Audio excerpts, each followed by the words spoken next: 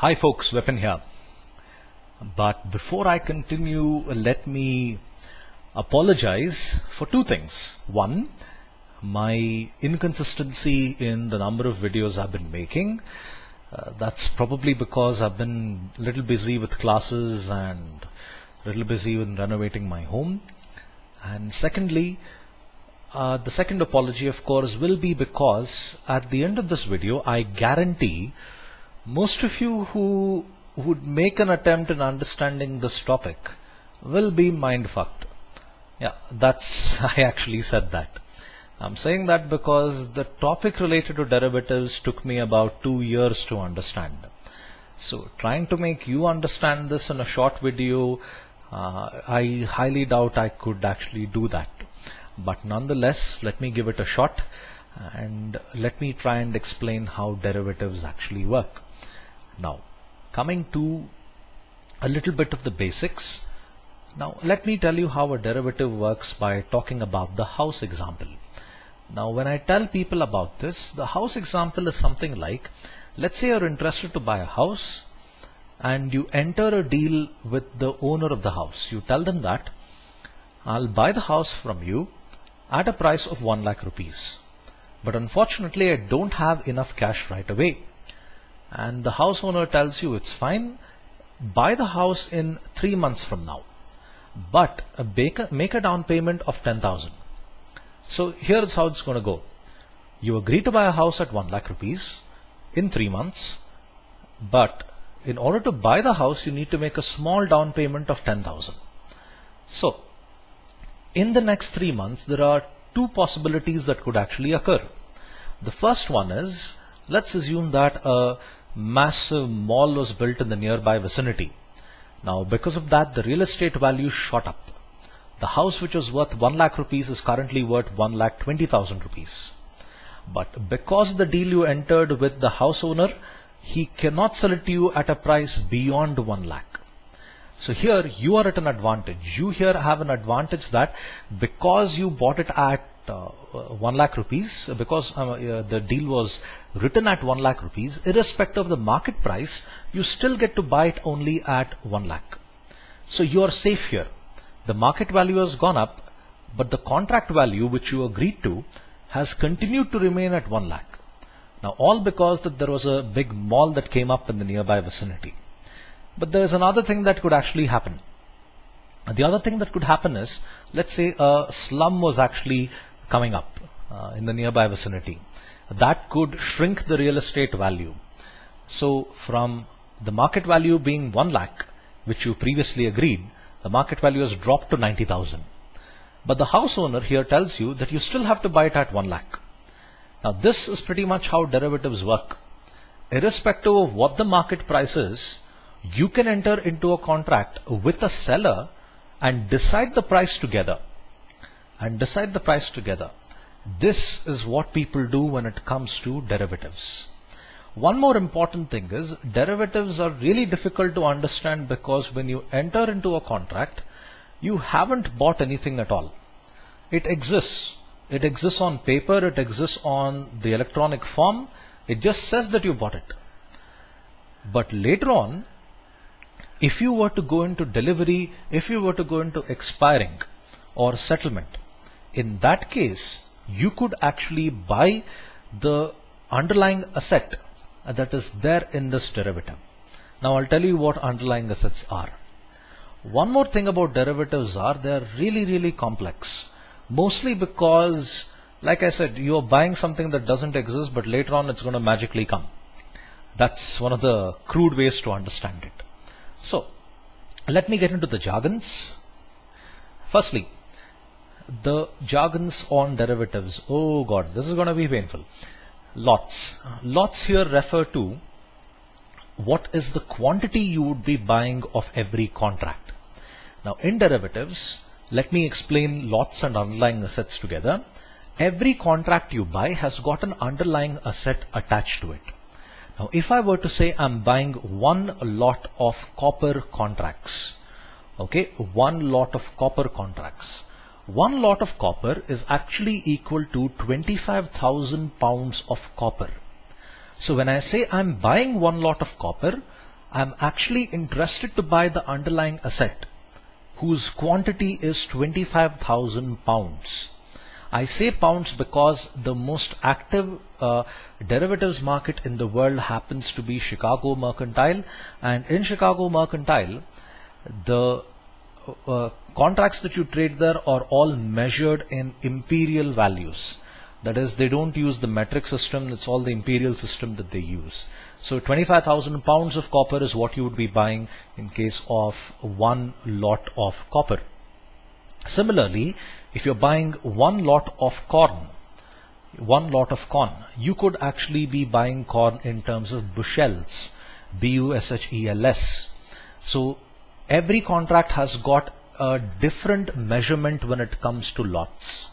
Okay, now I'll give you an example of one of the most famous contracts. That would be the Euro-Dollar 1. So when it comes to Euro-Dollar 1, it's actually measured as one lot is equal to $1 million. Okay, and the underlying asset there is actually a money market instrument. Now I'll tell you more about that in the minutes ahead. The price of the underlying asset or the price of the derivative is different for different types of derivatives. As in, the price of copper contracts, the way you would calculate the price of a copper contract is entirely different from the way you would calculate the price of a gold contract. So price is actually a very variable component. And then tick price. Every contract has got a particular limit on upward movement or downward movement in price. So you can't really shoot up the value so easily like how they do in shares.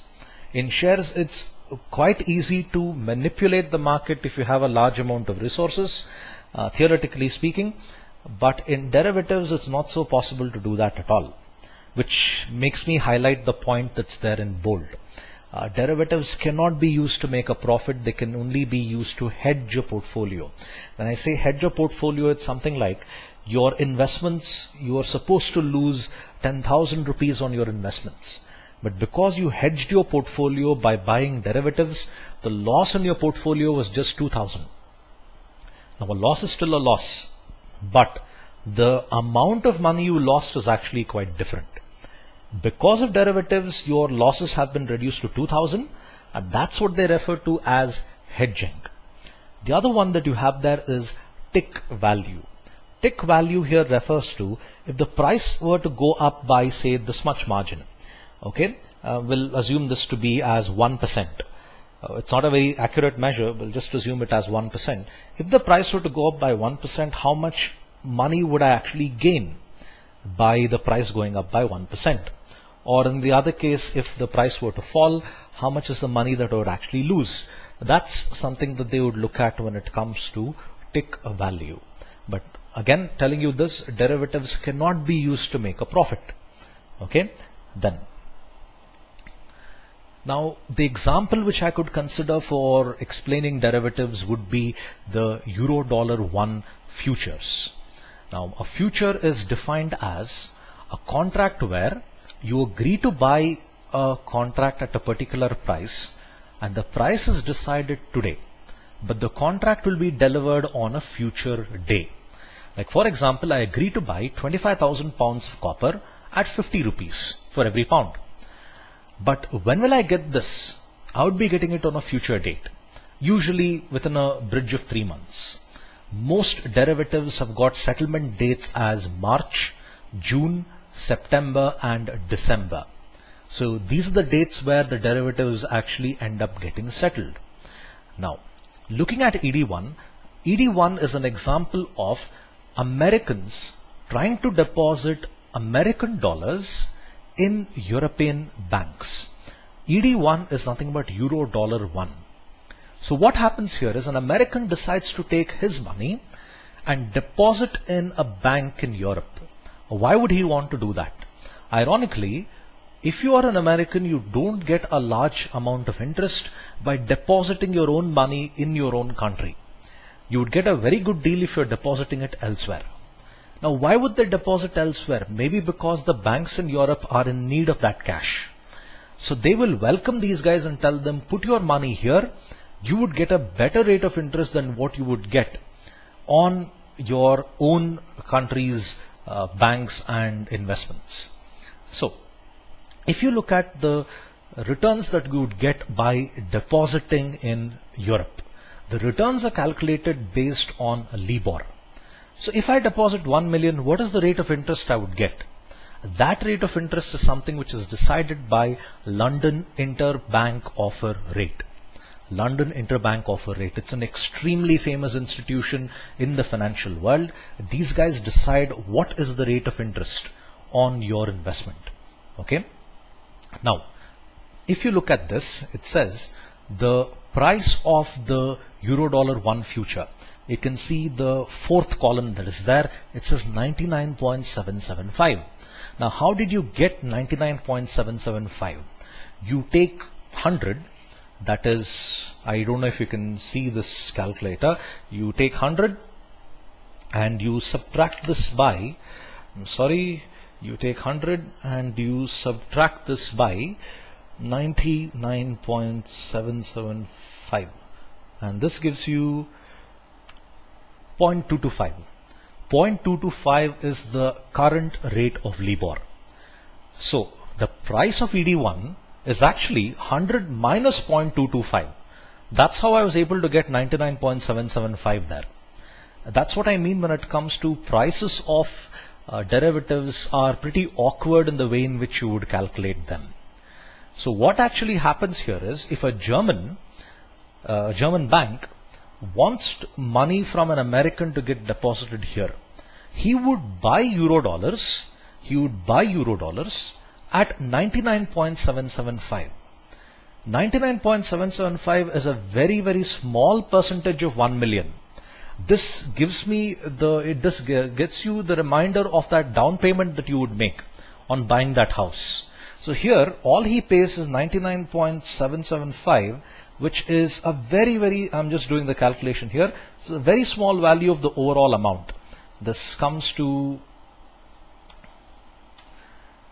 it just comes to about this is in 9.9775 into 10 to the power of minus 3. That's the percentage that he pays for acquiring something which is $1 million. The German is buying the American dollars and telling them that every lot I'm going to buy it at 99.775. Okay, every lot I'm going to buy it as 99.775. Now don't ask too many questions in your head. I'll come to some of the more detailed explanations in a minute. So the German here is going to in fact say, I'll buy it at 99.775. Now, what's going to happen next? This is a money market instrument.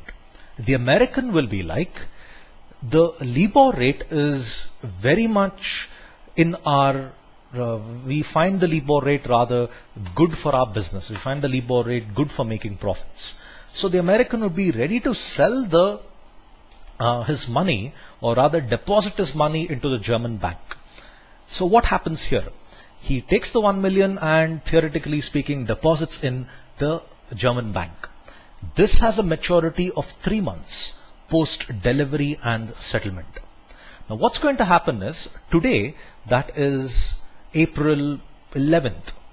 Let me assume that I am the German and I have agreed that I'll buy one lot of ED1 at 99.775. The American feels that, okay, it's very good. The rate of interest I'm going to get is 0.225. 0.225%, that's very good on his investment. So the American could deposit his 1 million. How much is he going to deposit on and what particular date? He'll deposit in June 2014 $1 million in my account. He will deposit only if the LIBOR rate of interest is in his favor. Now let's assume 0.225% for the American is a damn good rate of interest. If the rate of interest were to fall as 0.1, okay, if the rate of interest were to fall as 0.1, 0.1 would cause the American to reverse his position. He can cancel the deal and say, I'm no longer interested to deposit my money into your account. I'm getting a pathetic deal by doing so. All these changes could happen in expiry or settlement that could happen in June 2014. The 1 million will come into my account only if LIBOR is in the favor of the American's account. So this is how the derivative actually has been structured. Complex, I know. You really need to use a lot of your imagination in this. I'll repeat again. I am a German. I want American dollars to come into my account. So I enter into a deal with an American. The American will deposit that 1 million provided LIBOR is in his favor. Currently LIBOR is at 0.225. The American might be like, okay, the 0.225 will increase later on. It could come to even 0.5. But if it doesn't, in June 2014, where the contract is going to expire, the contract is going to settle. In other words, the American will deposit the money into my account. If it actually comes down by then, the American can always reverse his position and say, I'm no longer interested to give you that 1 million. This is how the contract actually works. LIBOR is London Interbank Offer Rate. Based on LIBOR, the banks in Europe could either get a large amount of cash or they could get nothing at all. The Americans do this because they want to deposit their cash in Europe because they get a better deal than depositing that cash in America itself. Then, like I said, LIBOR, I'm sorry, I'll just go back to this. Like I said, this deposit has got an interest, has got a maturity of just 3 months, meaning 0.225% will be paid, 0.225% rate of interest would be given on $1 million for 3 months. That comes to about $2,250. That's all the profit the American would be making here. From my point of view, the cost of acquiring the funds has been kind of peanuts. I mean, if anyone is taking a loan and the loan has got a rate of interest of 0.225%, that's a miracle, you could say. So for a German, for someone like me, getting 0.225% is an outstanding deal. So from my point of view, it's a damn good offer.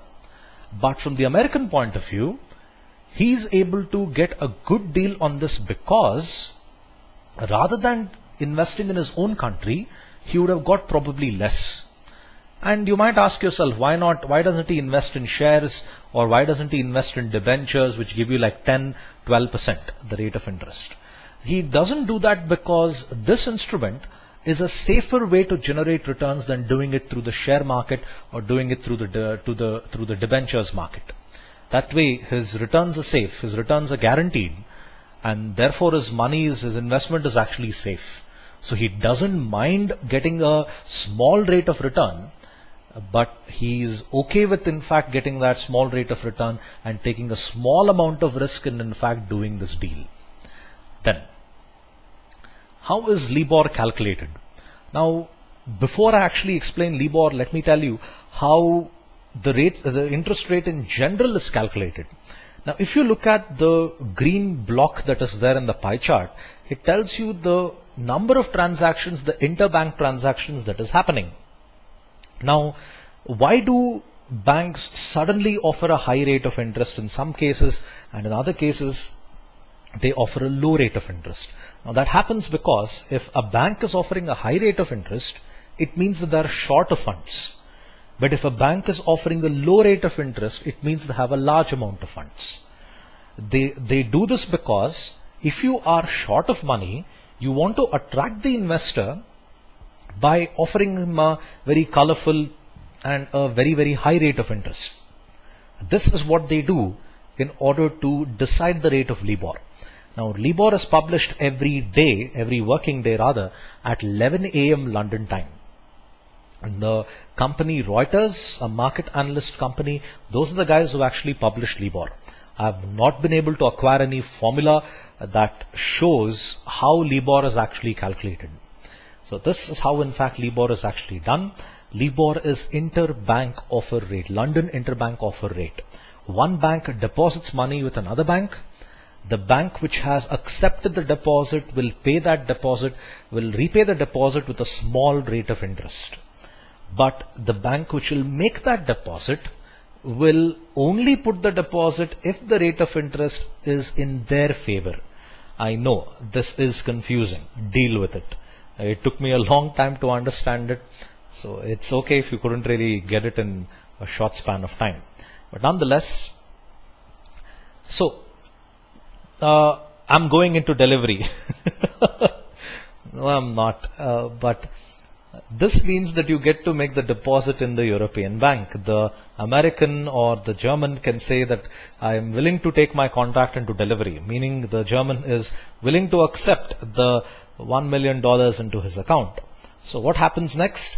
The $1 million will be repaid back in 3 months with the rate of interest as of June 2014, as has been specified by LIBOR, which has been published at 11 a.m. London time by Reuters. This is how a derivative actually works, and this is just $1. You can imagine how much more crazier it would get if I start explaining copper, if I start explaining contracts like FESX or BSE Sensex contracts and FTSE contracts, or gold, which is a fungible contract. Gold is something like, it behaves the same in different countries, and it's very odd, the whole derivatives. So I'll close this video for now.